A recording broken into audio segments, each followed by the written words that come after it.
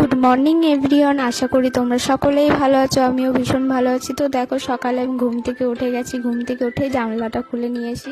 তো দেখো, আজকের ওয়েদারটা ভীষণই সুন্দর। তো আজকে আমি যাব হচ্ছে আমার দিদি বাড়ি। এটা অনেক আগেকার ভিডিও, তোমাদের সাথে আজকে শেয়ার করছি। তারপর দেখো, আমি রেডি হয়ে নিয়েছি। রেডি হয়ে একটু আয়নার সামনে ঢং করছি। ঢং করতে আমার ভীষণই ভালো লাগে।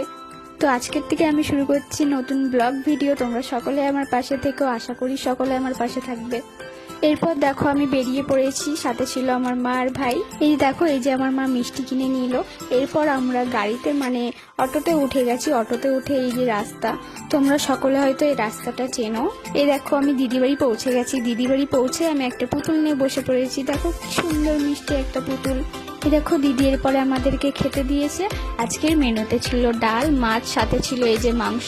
আর কি বলবো, আমার দিদির হাতের রান্না আমার ভীষণই ভালো লাগে। এরপরে ছিল রসগোল্লা। তো এরপর বিকেলের দিকে আমরা বাড়ি চলে যাচ্ছি। তোমাদের যদি আমার ভিডিওটা ভালো লাগে অবশ্যই লাইক কমেন্ট করে দিও।